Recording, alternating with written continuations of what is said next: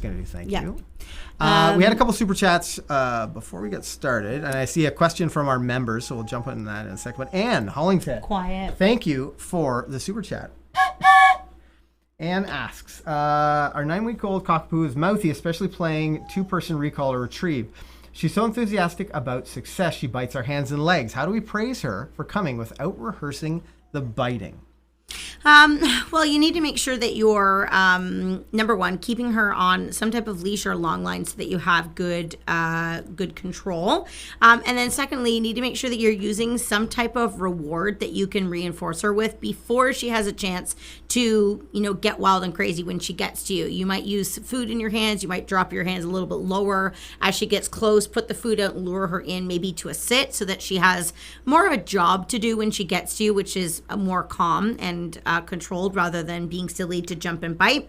And I would put a lot more emphasis on sitting and being calm and making that the fun part. Yeah. And then maybe once she's able to sit and be calm for a few minutes, then, not minutes, I meant to say seconds, not minutes, then you could release and have a little game of tug from there. But you need to make sure that you're teaching her that different behaviors that you love are also ones that she can love by just making sure you make it really easy for her to do them and then get reinforced. It's funny, and we'll talk a little bit about this in the walking, but what you reward is what you're going to get, or what you're more likely to get. So when it comes to that behavior specifically, make sure you're not rewarding too early before you've ultimately got what you really want. I can totally understand the rush though, like, oh, she did such a great job bringing it back, and then getting excited. Yeah. But I just want to say one thing before you go on. So what they are rewarded for is what they do again. Also means that when they're doing something like nipping and biting and jumping or pulling on a leash, and then they get to successfully go towards something that they want, that is also the rehearsal of them doing something that's rewarding. So I think sometimes when we make that statement, what they get rewarded for is what they repeat. People automatically think that's us rewarding the dog, which is so true. Right. But what you need to remember with dog training is that if your dog is rehearsing bad things, but those bad things are something that the dog finds rewarding, like pulling towards a distraction or getting to jump and bite at you, to the dog, from the dog's perspective, they are having a riot when they do those things. Therefore, if they will just keep repeating them. So it works on both sides of the story, which is why prevention is so incredibly important when it comes to things that the dogs are rehearsing that we don't love, but they are really excited by. We need to stop that from happening so that we can change where the reinforcement comes from. And here's something I love. That might be too deep of a suggestion, but it's an important one. Here's something I love is a good segue. So when we're talking about leash walking, and there are so many people who post comments or ask us questions and say like, how am I supposed to do this? The moment I walk out the door, I've lost control. There's not a minute when my dog is on a loose leash, and we talk a lot here about your only reward. Yeah, there's a little spider web in here in the studio. You're only rewarding when you have a loose leash. So what does that mean? That this is really good insight for you as a new dog owner or a dog owner who's struggling with your training is. Rewards aren't just food treats, and they're not just toys. For some dogs, it's the action of moving towards something. It's the action of getting outside and into that environment where they know you have a little bit less control and they can like just take in all the sights, sounds, and smells. So if you have a dog who goes completely crazy the moment you get outside the door, where should your first win be? Where can you get in some reinforcement? We've talked a little bit about this on the channel, and it was I think it was maybe Instructor Carol that we shot the video with, or anyway, one of our, I think it was Instructor Carol, where we did this video where we did an exercise that we'll work on where you're rewarding a sit at your side in control position, we call it, before you leave the house. That's the only way you're getting out the door. Yeah, that's the only way you're getting out the door. Is it DoorDashers? I don't remember. Maybe Dan will find it. But let's talk about that for a minute. Yeah. Let's talk about reward in that situation. And honestly, if you have a dog, when we bring our young dogs up through training, this is something we'll do almost every time when we're trying to get. You have to show your dog that you're worth listening to. And this is a great way to do that, especially if there's something that they really want, like going outside. Let's talk about that. Yeah, you need to really start by having the right environment to train your dog in, because sometimes what happens, as Ken was saying, is you get out to a high distraction area and you're going there without any skills underneath your belt. So it's not, unusual to think that the dog's going to walk poorly. They don't know what they're doing yet. And, it's like going and doing a university test and you've not even passed grade 1 or kindergarten. It's just two totally different levels. Yeah, that's so good. When you're practicing or when you're getting to the point where you want to walk with your dog, it really starts right, number one, at home. You could practice at home when there's no distractions. Maybe that's in your kitchen. Maybe that's up and down your hallway. Maybe that's, in the basement, or maybe in the backyard when it's a quiet time in the neighborhood and there's not much going on. So you want to start with a good success. But in terms of what Ken was talking about and the door, actually opening the door, if they've had a lot of associations with you opening the door and them being like, woohoo, walk time, and then they take off, then you need to change the narrative there. You might, for example, have your dog sit on a loose leash in controlled position. We have videos where we talk about that if you're not sure what that is. And you might open the door like a crack and then reward your dog for maintaining the sit, because what will happen is dogs look for triggers, or dogs look for clues, or things that are going to say this exciting thing is about to happen. And a lot of dogs will put together, when mom opens the door, we go for a walk and it's time to play and be crazy. So I might open the door a sliver, and then if my dog decides to go bonkers, I can close the door and I can reestablish my control in the sit. And then I might try again, open the door a sliver, and I can get to the point where I can open and close that door a little bit at a time while my dog maintains the sit. Then I know I'm ready to move to the next step, which might be seeing if I can open that door completely wide and then reward my dog from there.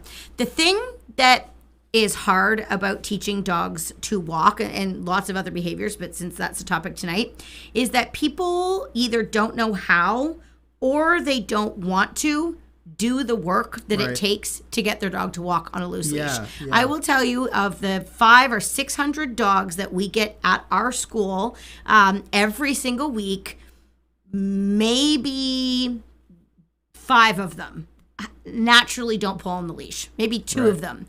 Most dogs, because they are excited to go out into the future and be excited. Back to the future. That's right. They will be pulling. And so it's very, very normal for dogs to do that, but it also takes a lot of work. It's not just slap the leash on or slap the gentle leader on or hold treats in your hand and boom, your dog will be perfect. It really doesn't work like that. There is a lot of work involved. And if you want to have really good results, you have to put the repetition in, and the repetition has to be good stuff. So if you're doing all this hard work to train your dog, and then in addition to that, you're also going on daily walks around the neighborhood where they drag you for the entire time, it's impossible for the dog to make changes. So if you really want to make changes, now people are shocked when we say, stop walking them until you train them to walk. Well, what am I supposed to do with them? We have answers for that as well. But you can't rehearse the bad stuff and then expect that when you do the smallest amount of training, that all of a sudden you're going to have these big wins. It's just not honestly, how it works. That's huge. And I want you to think this in your mind. When you have a dog in training and you're maybe struggling with walking on leash, you're going for wins. You're not going for walks. You're going for wins. And maybe that first win happens before you leave the house.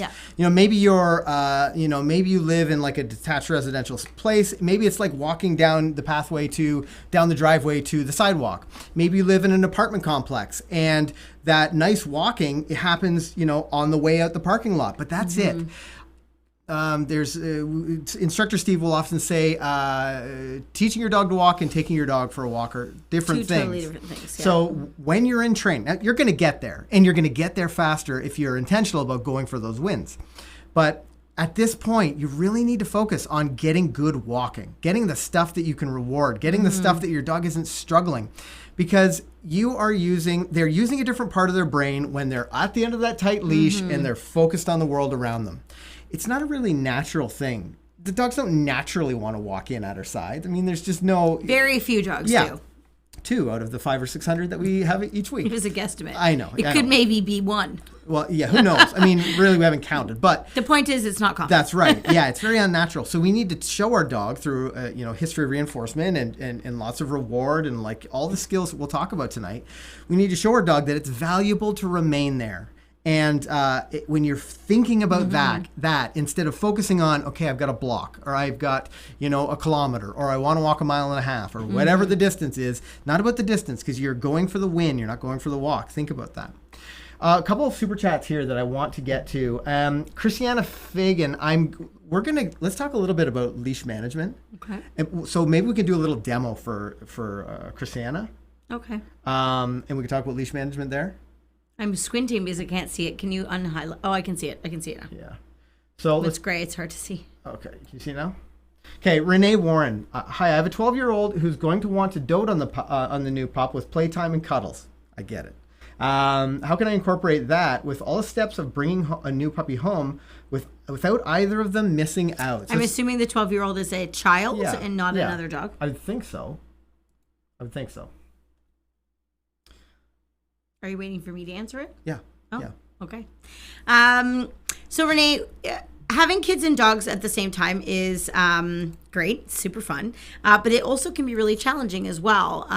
12 years old is actually a really great age because they're still young to, have fun and that type of thing. But they're also old enough now that you could actually start to have them, learn how to be part of the training. From our experience, though, one of the things that we find works best when you're incorporating kids into the training is to have the, is to have the adults in the family get some basic knowledge accomplished with the puppy, get the puppy to understand a basic idea, and then have the kids join in from there versus having the kids start right from the beginning and teaching something, with the exception of something lighthearted like trick training. That would be an awesome thing to get your 12-year-old incorporated with.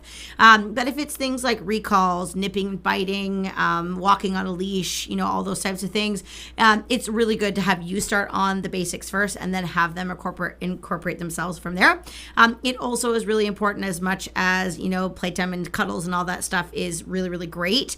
You also want to make sure that the puppy is understanding kind of what their role is and how to be respectful in terms of their nipping and biting and control. Sometimes if they're getting, held and cuddled and kissed and all these things all the time, overwhelming. It can be overwhelming, and sometimes it blurs the waters a little bit with the puppies thinking whether they should treat the kids as just litter mates and tug toys and buddies, or whether they need to actually listen and respect them. So it's something that you just want to navigate quite gradually, and also wait to see what kind of puppy you have. If you have a dog that's a little wild and crazy, then it might be a longer time before they have a lot of interaction. If you have a pretty chill dog, then it might be a little bit faster. So a lot of it is puppy dependent as well. For sure. Let me just check the queue here. From Sue K. My trainer suggested a martingale collar for my hyper am staff. Halty rubbed a sore on his nose. Do you have any thoughts on the martingale collars? We don't really use martingale collars, if I'm being perfectly honest. They're okay, but they don't really give you the same type of control as like a well-fit flat buckle collar, or we are big lovers of the head collar called a gentle leader, which is quite a different product than the Halty. It works a little bit differently. It sits on the dog's head a little bit differently. It doesn't slide back and forth. Yeah, it shouldn't slide so back and it forth. doesn't have that friction, the same friction that a Halty does.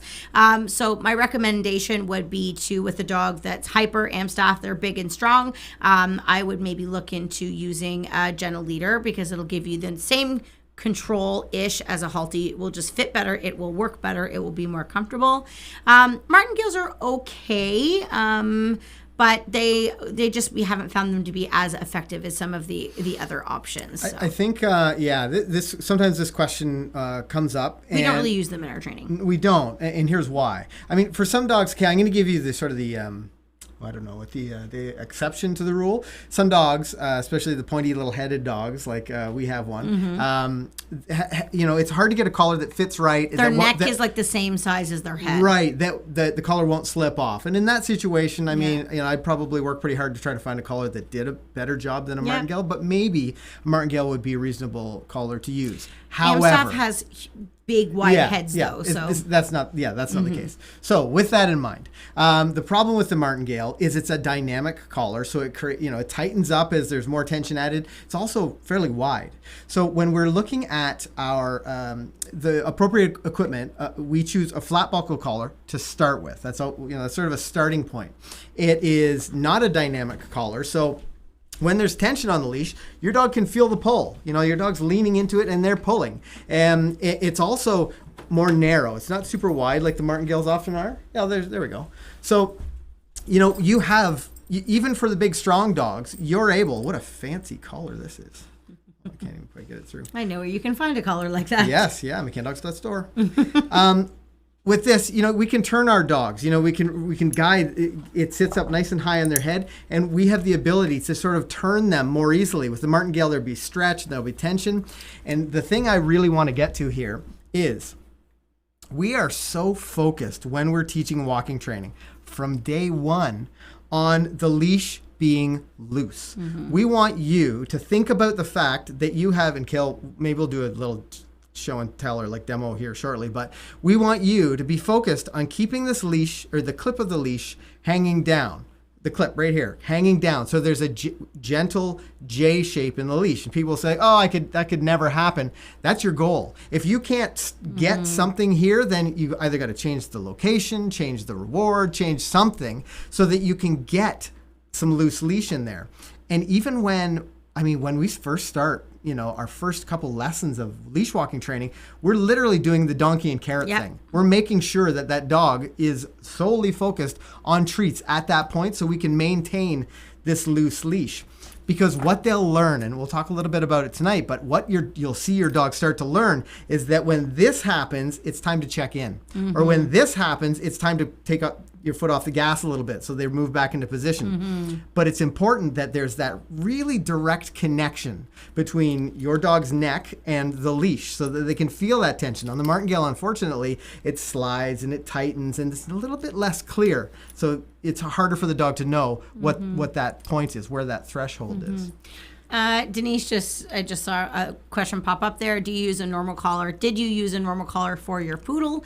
Or you shouldn't use one for small dogs. So if you guys don't know, we have a toy poodle named Tippy Shake. She's adorable. She's so cute. Yeah, Denise, I used a flat buckle collar with her. I used our size small. And when she was really little, I started with a cat collar on her because she was so tiny. And then once she got about life skills age, so about 4 months old or so, I was able to put the smallest size of collar on her because it's super adjustable, and that's what I trained her on throughout her entire process. This is good. So some people will say like, oh, as soon as I put a collar on my dog, they're choking and coughing. And if that's the case, then you need to change your training. You're missing something. Yeah, you're missing something. Your dog is pulling, or you're accidentally creating a tight leash.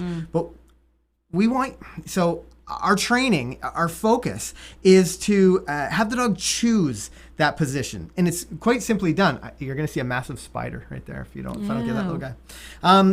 The way to do that is by reinforcing the good stuff and showing them, like, when they're wrong, you guide them back and bring them back into position. But, I've lost my train of thought after that little spider attack.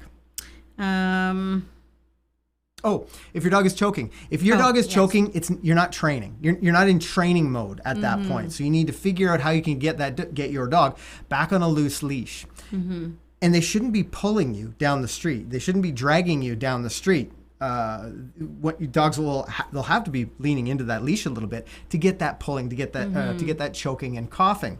Once that starts happening, think to yourself, okay, something's wrong here. What do I have to change to take that tension, that pressure off the leash? And I think what we can't drive home enough is that this is just training. So eventually we want you to be able to go for long walks. We want you to be able to go for a hike in the mountains and take your leash off and let your dog run and come back. And 100%. Both of you love life. But what's important to remember is that in the early stages, when your dog doesn't have training, you can't put the leash on, put the collar on, whatever it is, and then go out and expect your dog to walk without doing all of the foundational training that comes first. So a lot of times when we say, like, stop walking your dogs before you've trained them, there's so much that you can do with your dog to teach the dog that walking close to you is very valuable. Because until my dog learns that walking on a loose leash beside me is more enjoyable than pulling towards that distraction,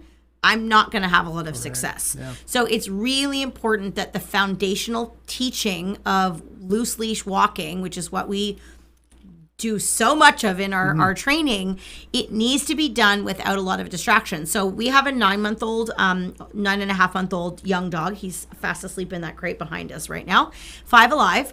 And for the first several months of his life, I didn't really take him for a walk around my block. But I did so much leash training with him around the house, up and down the hallway. I did so much leash training in my driveway. I have great videos of him walking past bowls of food, tug toys.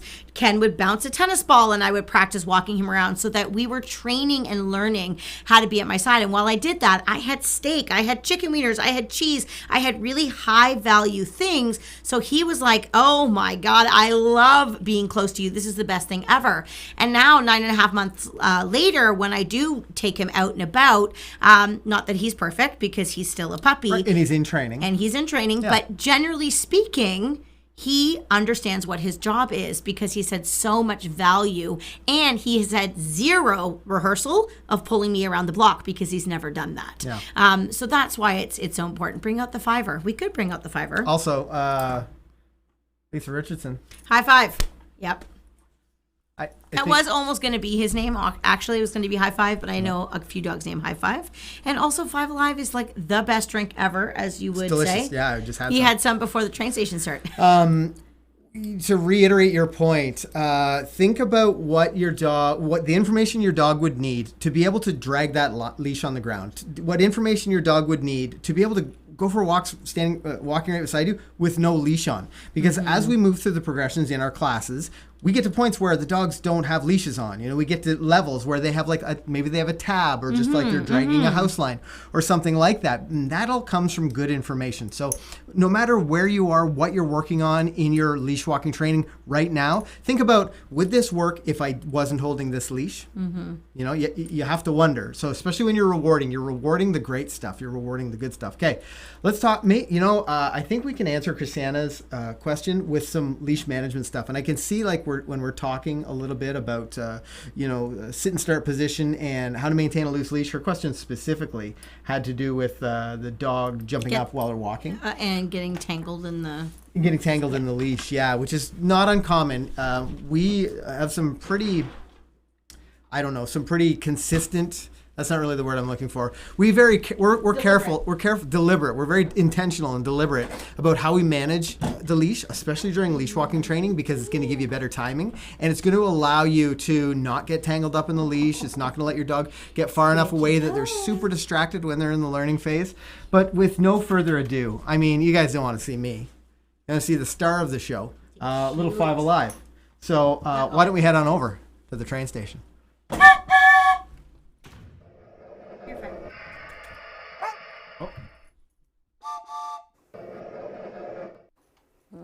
Okay, I've already made my first dog training mistake, and that is I just grabbed some kibble and it's crunchy. And I'll tell you why that's a mistake, is when you're teaching your dog to walk, you don't really want to use a type of reward that they have to stop and chew for 10 years. So I'm hoping that he gets faster with eating the food, but it was just the first thing that I grabbed. Now, first things first, when we're teaching our dogs to walk on a leash, and this is going to be really helpful. What was that woman's name that asked the question, Ken? Christiana. What's that? Christiana. So it's important that when you're holding the leash that you do gather up the excess. The handle is great, but if I take 5 for a walk on the end of a 6-foot leash, he has an opportunity to get away from me, out of a lot of control. And also too, he's going to get his leash tangled within his legs a little bit more easily. So when we're walking, so you can see the thumb is through the handle of my leash. When we're walking, we actually gather up a loop of leash into our right hands so that I have enough leash left over that it can be loose on his collar, but it's tight enough or gathered up enough that I have good control. The other thing that I want to be able to do if I have a dog that's doing a lot of jumping is I need need to start teaching him to be at my side while he's being calm and settled. So before I even show you anything about the walking, one of the things that we master first before we do walking is teaching our dog that sitting and being close to our side on a loose leash is really valuable. We call this exercise control position. We've referenced it a few times in the chat or in the live already. So with 5 sitting at my left-hand side, I can build value for him sitting at my left-hand side by rewarding him on a loose leash. Now, 5 knows how to do this. You can see. Okay, 5. Okay. He understands to hold a sit, but I'll tell you that when you first start, it's not uncommon for you to have your dog sit at your left-hand side. You give them a treat, and before you can do anything else, boom, they're up and out of position right away because they don't see the point of sitting at the left-hand side. So when you teach this, you're just going to keep gathering up your leash and placing your dog back into your side very gently. But the most important step is what I just did a moment ago. I put slack in my leash. If I do this and I hold poor 5 on a tight leash and reward him, I'm teaching him tight leashes are good. Don't use your brain. You don't have to do anything here because I'm going to do everything for you. So once he's sitting, I need to go back to putting that gentle J in the leash. You can see my clip of my leash is pointing towards the floor here. Zoom in there. Okay. Yep, it's pointing towards the floor. Oops. Sit. So if he gets up, I'm going to place him back. Now I'm going to put slack in the leash, and I'm going to see what choice he makes. Now he's making the choice to stay near me on a loose leash. Yes, and I'm going to reward that. Good boy. So if he can't do this, you can zoom out now, come. If he can't do this, he's not going to be able to walk. He needs to understand to be respectful of my side and to stay close on a loose leash. So once I've practiced that, and that's going to take several sessions, then I can move towards teaching him that walking at my left-hand side is valuable. Okay. Now, in order to do that, we like to start off by using some type of food reward to lure our dogs to our side. And I know whenever we introduce this, people will often say, well, I don't want my dog just to walk because I'm holding food on their nose. We don't either. In fact, halfway through our life skills program, we show you how to wean off of the food. But in the early stages, we need something that motivates the dog to want to be at our side that's more exciting than what's going on around you, which is why we start in a very low distracting environment. So we call it the white room technique. So you're in a room, don't literally have to be in a room, but you need to be somewhere where you have nothing to compete against in terms of distractions. I'm just going to move this way so I have a little bit more room to move here, just so I can stay within the perimeters of the camera. And so I would have 5 start with his control position. So he's mastered that. I have several pieces of food in my left hand. And when I teach him, so if he's never done this before, I would hold the food. Oops, buddy. Sit. There's my boy. I'm going to hold the food right on his nose, and every couple steps that I take, I'm going to reward him at my side. Now, I want you to watch my leash when I do this. So I'm going to lure him at my side. Yes, good boy. I might lure him to turn around me. Good boy. Now, look at my leash. Okay, my leash is nice and loose. I might stop and lure him into a sit at my side. Yes, good boy. I'm just going to turn to the camera so you guys can see. Yes, good man. And I might just start off by doing some small circles. I might go up and down my hallway. I'm going to move fairly briskly, but a lot of the focus for the dog in the early stages is going to be putting the food right on the nose. And then from there, I can start to train him to have the food from the nose up to my side. And there's a whole bunch of progressions we're going to make that I'm not going to bother going over tonight. But if you're starting, this is step 1. Let's talk a little bit about leash management specifically. What should people do with their leash? How, what is it? What happens in their hand? What happens when the dog, you're placing the dog? Like little things like that. Do you want me to go over that again? Just yeah, I think you should talk about like how you've looped it over your thumb Yep. so that there's a specific amount out. And if your dog's jumping up and getting their legs cocked or something, Yep. you likely have too much leash out. Yeah. So if you have too much leash out and your dog's jumping up and their legs are getting caught, it probably means you have too much leash out. So you need to gather a little bit more leash in your hands. The other thing you can do if you're getting a lot of jumping is make sure that if you do have food, number 1, make sure you're using rewards at this stage to help the dog learn. But if I'm doing this, look at that. If I'm holding it up, even a dog who knows how to walk, he's just jumping up for the food. So I need to be careful I'm not doing that. When I reward him, I'm going to reward down at his head level. Yes, good boy. Yes, and I'm going to reward while those 4 paws are on the floor. Now you can see my leash is still loose while I do that. I could also use my hand to lower him with the leash as well, but if you've not really done a lot of building value at your left-hand side, we don't want to be using any type of leash corrections with the dogs when we're first starting out. Everything needs to be fully positive reinforcement, and so I need to make sure that I'm using high value reward, less distractions, and I need to be holding my hand in a way that I'm not encouraging my dog to jump up for the food. Good choice, 5. Yes, good for you. Now, why didn't 5 jump up for the food there? Because I don't feed him there. He says, that's cool, Mom, but you always feed me here. So I start to teach him, this is the money spot. This is where it's most valuable to be, because that's where the reward comes. And just the last little bit, rewarding at your side is really important. You never saw me reward him in front. You didn't see me reach back and reward him here. Whenever he got his treat, he was always right in this position at my left-hand side. And that starts to teach him that this is where the rewards come. And if I'm consistent with that, he'll learn to migrate towards that area on a really common basis. Okay, Baba, good. Anything else, Sadie? Great. Some really good questions here in the chat. I think Here, bud. we talked a little bit. I know a lot of people are. Hey, buddy. A lot of people are probably past that point. Foundational stuff. If not, Frenchie. let me know. Thumbs up. Yes in the chat. Is your puppy at that foundational learning stage, or are you? What are you struggling with? Are you struggling with pulling? Are you struggling with a dog that's lagging behind? And There's if lots you of challenges. struggle with pulling, did you do all of that? And how long Right. did you do it for? Because Yeah. I think sometimes people are like, oh, well, I'm past that point. But they didn't actually... 100%. They didn't do the foundation that we're talking about. Like we take weeks to work on that. And sometimes what happens when the dogs are doing not a great job, it's really because they have a poor foundation. And if you go back and play around with some of that stuff, the dog starts to go, I like this walking stuff. This is pretty cool. Okay. This is pretty fun to do. Yeah, to your point, it doesn't matter what the dog's age is. No. If you have a dog who just won't... the first dog training I did, like family obedience training, was with a 2-year-old dog. We might have to switch treats for him. I'm not sure. Why? Just because it would be so loud on the, I see. camera. It was an older dog, and I applied the exact same steps as I would with a 4-month-old dog. Exactly the same. Because it's about the level of understanding. It's about the stage of learning that they're in.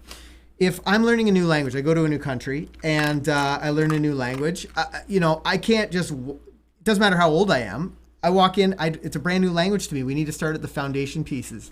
So think about that with your dog. What is your expectation? And have you done some rehearsal of that really beginner stuff? Like that is where you get started. Mm-hmm. You also need to get started with that older dog. Doesn't matter what their age is. The other thing, a couple things.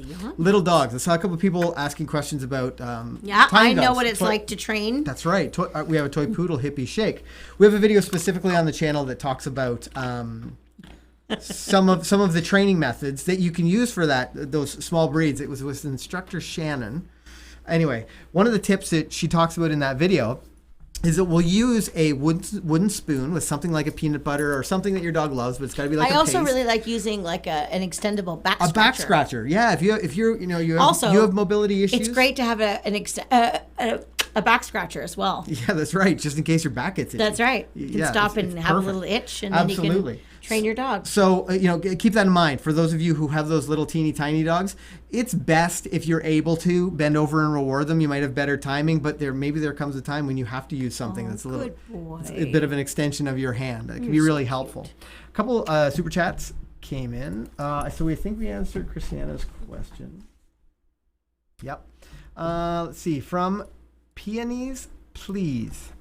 12-week-old standard poodle and puppy essential student. How to balance training heel with me, an HV treat on the nose. High value. Yeah, with allowing her to sniff and explore. I suspect she's avoiding when she suddenly stops following the treat. I love this question. It's such a good question. And so many people say like, well, I don't want my dog to be a robot and just be in at my side. They want to explore. Mm-hmm. I agree. And that's why we have a couple different styles of walking. Yeah. Let's talk about the balance. Yeah. So how to balance the heel with me, high value treat on the nose. So first of all, what the words that you use is really going to be up to you, but just so that you know, because it sounds like you're one of our students, which is awesome, we have one command that we use for our dogs to work on the more traditional style of heel, where the dog is walking right at our left-hand side, and we do have a higher expectation from our dog in those situations where they're not allowed to sniff and explore. They need to kind of pay attention, stay close to us.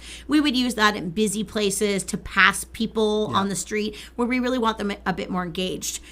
For us, using the word with me, it gives our dog a little bit more freedom around us, where they do not have to hold heel position anymore, but they must keep their leash loose. So if I was going to take 5 for a really long walk, I would typically walk him most of the time with his with me command. So he could be a little bit in front of me. He could be to the side. He could sniff a little bit. He could kind of just be a dog. But while that happens, he's not allowed to pull me, and he's also not allowed to do other obnoxious things. He's not allowed to steal things off the sidewalk and those types of things. He has to be, paying attention. But I don't expect him to heel beside me and stare at my face. But as I get close to a distraction, I will ask him to get in and to walk nice and close to my side. And then once we're past, I might allow him to have a little bit more freedom. So it sounds like you just need to, and again, you have a dog that's only 12 weeks old. So at this, it said 12 weeks, right? I think it did. You got rid of the question. Yeah. I'm pretty sure it was 12 weeks. Yeah.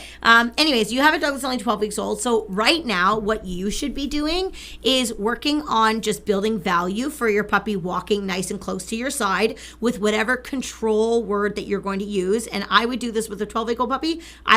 When I did that with him, we were only in the house with very little distractions. No, we didn't go on any walks at that age at all. And then you're going to also practice on moving around with your dog and having them follow you on a loose leash as well.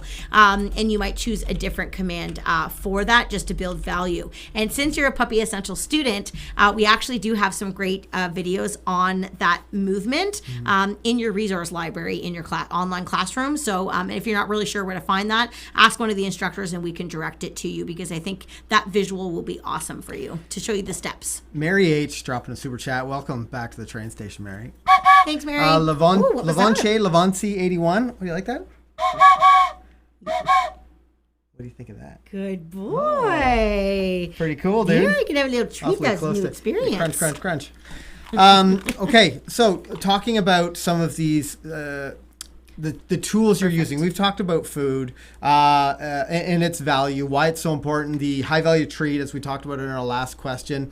Something that a lot of people underestimate is the use of their voice, how they can use their voice in their training. Now, we like to use our voice. Kale talked a little bit about how you use a lot of food at the beginning, and then we start to wean off of food. Well, there are a few things that we start to add into the leash walking training that allow us to bridge between the rewards so that we don't have to do the donkey and carrot thing for much longer. So using your voice in between those treats, and it doesn't have to be, what you don't want to be doing is just blabbering on the whole time, and you feel like a crazy person when you're walking around, in your town or whatever, walking down the street.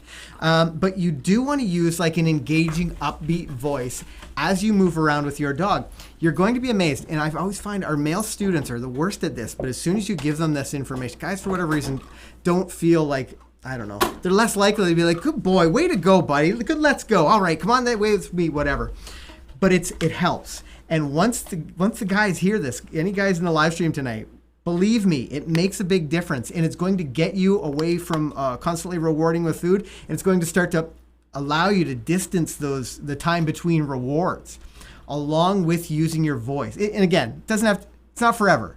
We're actually using it early so that we build tons of value and attention. Remember, we're competing with everything else out in the world. So if you're using your voice and praising your dog when they're in the right position, then they're going to be connected with you. The other thing we start to add is the right pace. Mm-hmm. People struggle with this. Yes. Let's talk about pace in your walking training and how people struggle like in training classes because they're thinking about all these different things. Yeah, it's so important to know that there's other things that you can use besides the food. The food is so helpful in the early stages, but things like using your voice, like Ken mentioned, and also the pace in which you walk. 5, quiet, good boy. the pace in which you walk is also really important, because what we're trying to do is keep ourselves interesting, keep ourselves worth engaging with our dogs in the early stages of training. And sometimes what happens is when we're walking slowly, the dogs have a lot of time to check out the distractions and to look around and to, do different things. And if you sort of walk like you're late for something, or you really pick up your pace, it also sends a good message to your dog that you're confident about what you're doing and you know where you're going. And a lot of dogs will say, "Whoo, you look like you know what you're doing. I better pay attention. I better hustle with you." So picking up your pace and walking briskly is really, really important, and we find it makes a massive difference. 5, quiet. I think it's hard for him to work and then go in a crate. He will settle. Just give him a second. Quiet. With puppies, he's never really been a demo dog before, and it's never in the studio. No, and I think this is probably good for you guys to see. He's not a robot; he's learning. But when I take him out and I train him, now he's like, "Hey, Mom, why was that only a 2-minute training session? What happened?" So he just needs to learn and figure it out. Good boy. Now we can praise him for being quiet. Anyways, back to the pace thing. When we have students that have a whole bunch of things to think about, they end up walking really slowly because they're thinking about a lot of things, and then you see the dogs get a little bit disengaged because there's just not very interesting. So walking quickly, briskly, using a lot of happy tone and voice. Let's go, this, whatever you say. You guys, if you watch our videos, you know how loud I am. No. Never. But it really, truly makes a big difference. And what's nice about that, if you don't happen to have food on you, you still can walk quickly. You still can use your voice, and your dog can get the same consistent information. Absolutely. That pace makes a big difference. That reminds me of something. I see a lot of people that struggle with, their great walking in position, and then they'll drop a treat. Yeah. And then the dog will see a little flower alongside the sidewalk, and the dog will slow down so the person slows down. Yeah, and they just let the dog check it out. That's right. So when you pick a pace, stick with it. Yeah. If your treat falls down, or it falls out of your hand, even when you're about to reward your dog, the floor is lava. It is gone. The last thing we want to be doing is rewarding our dog from the ground, or stopping on those walks. And this is where having 2 styles of walking, which we talk about, we have a couple of videos about here on YouTube, I'm pretty sure, that are just teach the dog not to pull on leash. They don't have to be in at your side, but they just can't pull. Actually, it's something like teach your dog not to pull on the leash ever, I think. We shot it with a Labrador Retriever years ago, and really a valuable video. Honestly, I would say that skill that we teach in our classes, the leash respect, is probably one of my most used skills. Yeah. Because I don't really need my dog to walk in at my side at the left in that old, formal obedience position, but they can't pull on the leash because I'm carrying, recycling bins, or, I've got, a coffee, or there's some reason that I don't want my dog to pull. And if they have a strong understanding not to pull on the leash, and it doesn't matter where they are, man, that's a functional skill. You can go anywhere with your dog in that situation. It allows me to walk 4, sometimes 5 dogs at a time. Yeah. Because they all have good leash respect, and they're not all going to fit at my left-hand side and walk. Totally. So they walk sort of in front and around. But because they know not to pull, it's easy to move around with them. Talking about let's first, before we go on, we talked at the opening that you're focused on, you're going for wins. You're not necessarily going for walks. The amount of time that you spend walking training is important. Because if you plan to go out for a 30-minute, it's whatever time it is where you are, 6:30 right now. 6:30 right now. I'm going to go out for a half-hour walking training session. That's likely too long for your dog. Maybe not, but it's likely too long. So I want you to be thinking about, okay, we have 30 minutes to train. I'm going to train some walking and get some success, get some wins along the way. And then I'm going to change it up a little bit. Because just like you, your dog gets bored of some of these things. Maybe they get full, or they're just not interested. Maybe they get to a point where the distractions are just way too interesting now. So make sure you're focusing on these training sessions that are short and sweet and successful. You want to finish on a high note. And if you start to see your dog start to waver a little bit, you want to, maybe you make a turn and you head back the other direction, get a little win, and then you break it off. But you always want to end on a win. That's also really important. If you feel like, oh boy, the train has come off the tracks now, then maybe you finish with a sit-in at your side. Or maybe you do a nice sit finish. Maybe you put a treat on your dog's nose, you take last couple steps, and then lure them into a sit, then you break it off. But think about the time, the amount of time you're spending, and maybe the time of day. Maybe in your neighborhood, it's busy between 8 and 9. It's all the kids go to school in the morning and whatever time kids come home 3 to 4 or whatever in the afternoon. Maybe your walks with your new dog, your dog in training, maybe they need to happen between 7 and 8 at night. Or maybe if you get home from work, you wait an hour until the environment calms down a little bit. There's several layers to time that you can think about when it comes to your walking training. The duration and the time of day can make a really big difference.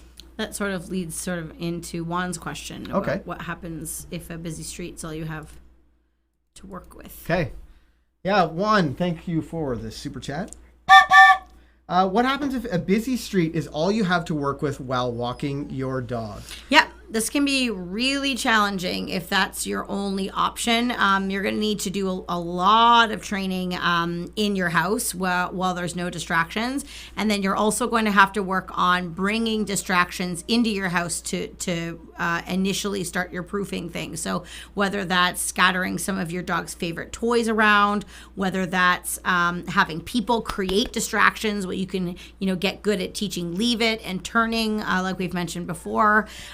And then it might need to be in the early stages that when you go outside, rather than going for a walk, you're going to go outside and you're just going to work on the dog sitting beside you on a loose leash to begin with. Yep. And don't worry about the walking part. Just worry about the dog learning to engage with you around distractions. And then from there, you could move on to the walking once your dog is ready. But it needs to be baby steps. I think the thing that people that don't know dogs don't recognize is that win, that sit in control, is a huge win for your walking training. But most people think like, well, I'm not moving, I'm not walking. There's no advantage here. Cute. There's no advantage here, but that is a big win, especially if you have a dog who loves to pull, because you're showing them it's worth checking in with me.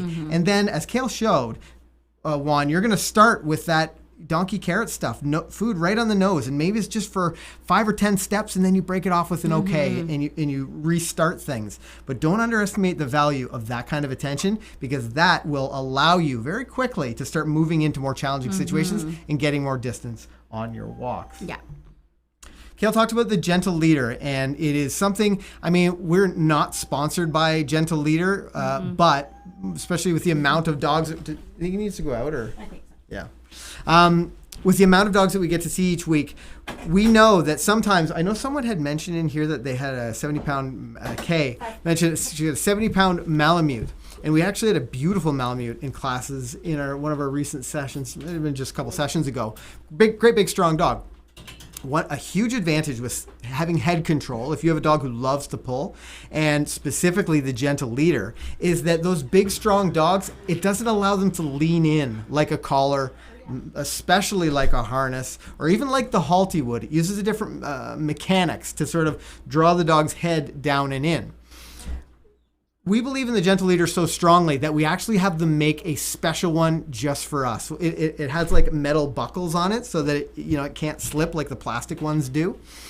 But I will tell you, especially when, as a student, when I was at McCann Dogs, a Gentle Leader changed everything for me, because it didn't allow me to like hang out in that tension zone.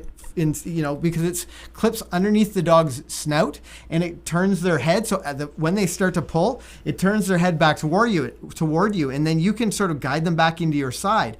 Having head control is a huge advantage, and having head control with something like a Gentle Leader, it's literally like having power steering for those big strong dogs, or for those dogs who are so insistent and they want to pull. It can make a huge difference. In a side note, we took Beeline out, her first experience in the big city. We put her on a Gentle Leader because it has this calming effect on a lot of dogs, and it sort of like centered her a little bit. Oh, it helped her so much. She's not the most confident dog, and sometimes she can be a little bit unsure in brand new situations, or if like lots of new people are around. And I didn't want to be putting her in that type of situation, and then then telling her not to pull Yeah. and getting after her. I wanted it to be a really positive experience. So we set out with the gentle leader on so she could just be calm and not pull. good. And it was just a really wonderful experience for her to go out and, you know, gain some confidence by having a lot of like really positive things happen. So it was great. This is I didn't get to this point. Leanne, you knocked it out of the park, but then they get dependent on it and don't do well on a leash without a gentle leader. In fact, no, this is why we love the gentle leader so much, because it's built to train off of it. In fact, do we have a gentle leader down here? So the the gentle leader is, for anybody who doesn't know, it's like it's a flat buckle collar, but it's also got this little ring at the bottom that has a nose loop on it. And what I love about the gentle leader is that for when it starts going really well, or for exercises where your dog is really good at, maybe it's a stay, or it doesn't really matter what the exercise is. For those exercises, you just slip the nose loop off and clip, rather than being attached to the bottom clip. I don't have wood head, but. Well, yeah. So this is one of our puppy ones. So slipping this off. So this is like and this isn't one of ours. This is like a plastic clip ones.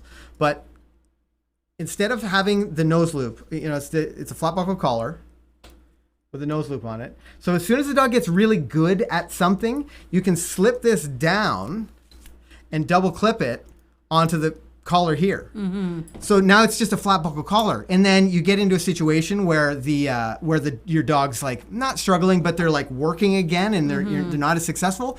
You just literally unclip it from the flat buckle collar, slip the nose loop back on. That's what we love about the gentle leader, because you can go back and forth and like have the nose loop on, slip it off, because no matter what piece of equipment we're using, we don't want to become dependent on it. One reason we don't use harnesses, you know, you don't give the dog good information, and don't have great control, but we also want we want the dog to feel like it's the illusion of choice. We want them to feel like they can choose to leave, but we reward them for staying. And one thing that we're trying to do with the gentle leader is we're trying to break through so that we can get a few great weeks or a few great months of good walking. Yeah. Because it's really no good if you're going week after week and month after month after month, constantly trying to correct your dog for pulling, and it's just basically you're giving the dog negative reinforcement. That is not good dog trainer. That's not how we believe in dog training. We want the dog to be right most of the time. So sometimes it takes, you know, a change of routine or change of equipment to get the dog on the right track once again. If you want to know more about the gentle leader, we actually have several videos, 3-4 videos, all about how to fit it, how to get your dog to like it if they don't like it, because lots of people will say, well, I don't want to use it, my dog doesn't like it. That's often the dogs that need it the most, are the dogs that like put up a fuss when you first put a gentle leader on. So that's really good to think about. And for, who was it, Leanne that had mentioned that? Yeah, Leanne. So Leanne, we're very specifically talking about the gentle leader product. We've used the others. We've seen the others. Gentle leader. They're just not as good. Yeah, it's just not. They just don't. Gentle leader is the way to go. Moving on. Talking about being proactive and consistent. So it's so important. Sometimes people will say, "Well, my dog walks great on the first half of the walk, or when we go to the park, but then we start walking home and it's an absolute nightmare," or vice versa. Oh, the dog pulls constantly when we're going to the park, but coming home, it's amazing. So you need to be really consistent about your expectations for your dog. So you're going to just cut out that part of the walking. So for example, if it's about going to the park, this is something that I did. This is what makes me, clues me in so much. I used to love going for walks from home. I'd walk to the park with Deegan, and she'd pull the whole way there, because when we'd get there, I'd throw a ball, or I'd throw, like a frisbee, or do something. Fun would happen. Something wild and crazy. And she'd pull me the whole way there, and then she'd walk great on the way home. And I remember talking to my instructors in class, and actually instructor Robbie, who's see in the chat tonight, it might have been her. Someone had mentioned, well, you need to be consistent. You can't let her pull sometimes and then insist on nice walking other times. So essentially what had to be done was either I wasn't going for walks to the park anymore, because I didn't have control up until that point. I would drive to the park, and then we'd do our play session, whatever. I'd practice walking there, and then I'd drive home. Or, we'd practice walking training elsewhere. But I didn't let her repeat and rehearse the bad stuff. because you don't want your dog thinking that, well, sometimes it's okay. Sometimes I don't have to listen to my name. Sometimes I don't have to walk in at his or her side. Yeah. It's really important. Consistency is important. Consistency is really important because we also see this happen with our students. Yeah. They come to class and their dogs, start out walking very poorly when they first begin. Then they get some great information. They get some consistent, training. And then the dogs stop pulling in class. And then they say, well, my dog sometimes pulls at home, but he doesn't pull in class. How come they do one thing one place and another thing another place? Right, and it literally comes down to consistency. Yeah. Because in class, if students aren't addressing it, we're able to say, hey, this is what you need to do. And if you're not doing those same steps at home, then the dog starts to learn, okay, well, there's two different sets of rules. One when I'm in class, one when I'm walking here, one when I'm walking there. And you don't have that consistent picture no matter where you are. As you get a little bit deeper into the training, I'm thinking about how being proactive when you're leash walking training. What does that even mean? What does it look like? You're going to start to notice that I would actually be interested to see if they answers in the chat. How could they be proactive in their walking? So what could you guys do tomorrow that would help you be proactive in preventing leash pulling? See if you can come up with a few ideas. While you guys do that, Kayla and I are going to...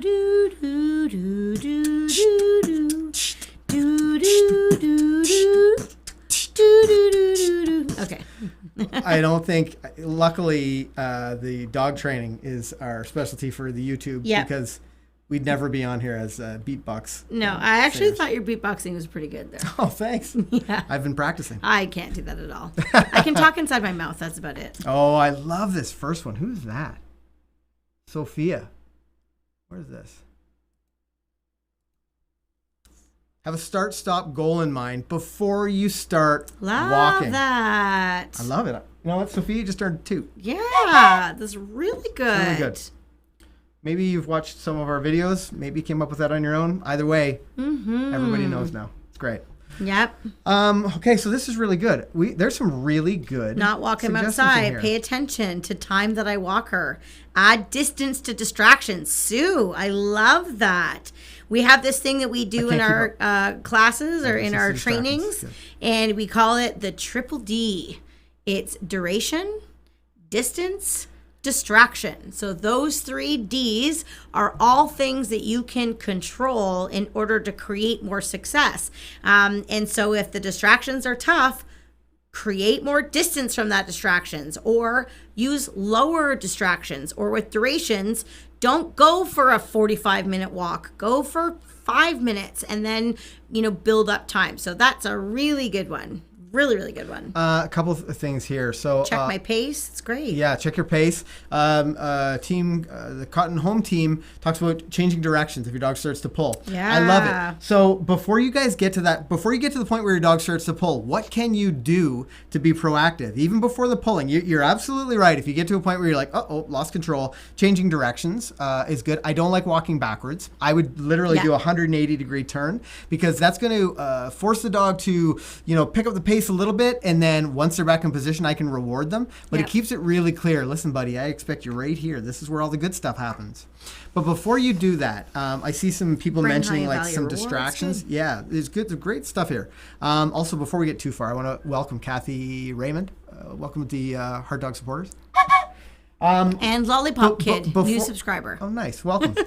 Before you get to that point, before your dog starts to pull, and whether it's someone walking down the street or maybe it's maybe it's when you get to the edge of the park, whatever the thing is, what can you do to be more interesting to your dog than that thing? Maybe that's when you use your voice. Maybe as someone's walking, I don't know how to illustrate this, but somebody's walking, this is terrible, walking down the street over here and you're coming up and they're walking the other way, maybe at that, 50-foot mark or 30-meter mark, maybe that's when you start connecting with your dog using your voice, and you reinforce them for that.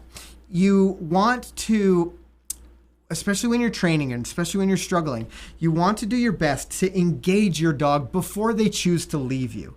And for some people, maybe that's stopping, but it's a lot more advantageous if you can keep moving and reward that walking, that choice to remain focused on you. Maybe it's food. Maybe you're proceeding with some food reward. Maybe you're using your voice, but you're always, always going to reward those great choices and make a big deal of it. Good. I would be really engaged if I had a dog who would constantly pull when we get to the corner, or always, start leading out to go across the street if people were walking on the other side. Before I get to I'm going to be mindful and aware. Okay, there's a person coming. What's my game plan? That's where Sophia had mentioned a start and a stop. Okay, I'm going to plan to, maybe work 150 feet today, or I'm going to do this thing. But have a plan for when those distractions come up, and try to precede those things with voice. Maybe it's food reward. Maybe it's creating distance, increasing speed. Maybe it's a turn. Whatever that thing is, do your best to not get into the situation where you have to redirect. I want to address one thing. Sweetness 1624 says, does breed matter with leash walking? I have a beagle, and leash walking just looks differently simply because he needs to smell. So this is a good comment to come up, because I think it's a good thing to talk about. Breeds do not matter in any type of training. In terms of what your expectation of them should be. We have a lot of border collies, and they like to herd and grip and do those types of things, and they are not allowed to attack the vacuum despite wanting to do that initially when they're younger. Or, run up behind and nip kids that are running, or, those types of things. We don't allow those things to happen. And so if you have a sniffy type breed like hound dog, they don't need to smell. They want to smell. Those are two different things. And if I can teach my dog that it's more valuable to look up to me for rewards instead of just letting them smell the floor and get their own rewards without moving with me, I can change the narrative. So there are some dogs that have more sort of habits or natural tendencies that you need to sort of work with. Huskies, for example, they tend to pull a lot initially because they're bred to do so. Their bodies are built to do that. But that doesn't mean we have all kinds of huskies that come to class that learn to walk beautifully on a leash because of the information they're getting from the handler. So never use your dog's breed as an excuse for learning something. As their trainer, as their teacher, as the owner that loves them dearly, needs to figure out how to motivate that particular dog so that the end goal is the same. They all can learn how to do wonderful things. Sometimes you have to do things a little bit differently depending on the dog. Sometimes it's not even breed dependent. There's sometimes that we'll have a class and there's 3 Goldens, and the thing that I tell this person with this Golden is totally different than what I tell that person with that Golden, because the dog's personalities are different or whatever it might be. And that's why it's so important to learn about training. So no using breeds as excuses. Doesn't matter. You train the dog. I love it. I love it. And that's a huge part of the reason for this YouTube channel was to have you set higher goals for your dog? Have you set higher goals for your relationship and your abilities?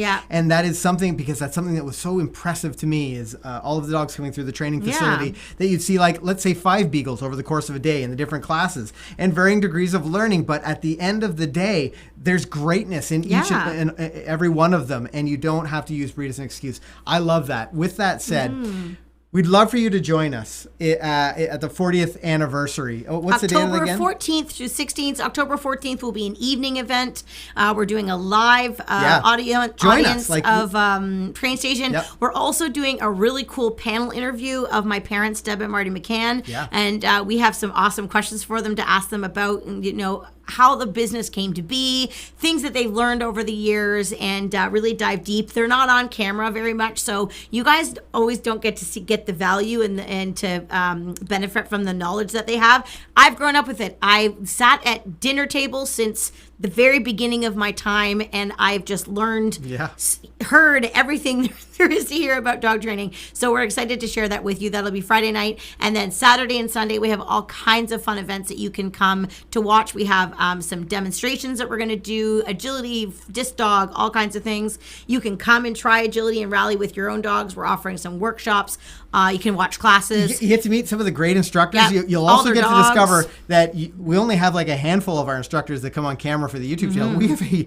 ton of incredible group, instructors. yeah. So we have a scavenger hunt. yeah. Now, if you can't Merch, make it, all kinds of maybe things. you're busy that weekend. You got a family thing or whatever. Maybe you got to work. We're going to stream as much as we can of it. We're going to share as much as we can here on our YouTube channel, but we'd love to meet you in person. So check it out. And, Dan, lots of links. Luton's dropped the link in the McCann chat. Dogs link /40th. Huge thank you to you. Huge thank you to our instructors in the chat. If their names are blue, they're part of the McCann Dogs crew, and we thank them for joining us tonight. Now, with all of the teaching, all of the training, all of the things we've talked about tonight, the rest, my friends, well, that is up to you.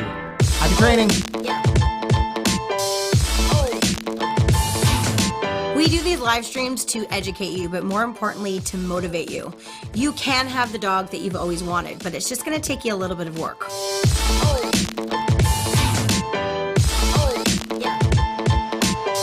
I would know because I was just like you. Long before I became a dog trainer, I was a frustrated dog owner, but the skills that I learned at McCann's changed my life.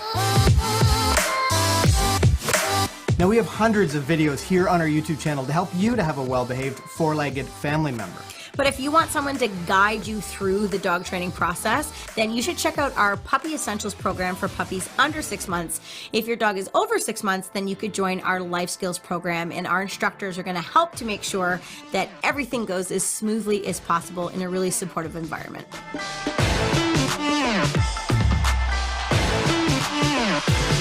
Now, all of the knowledge about dog training in the world won't help you to be successful unless you get up and you start training. The real question is, what are you going to train next? Happy training.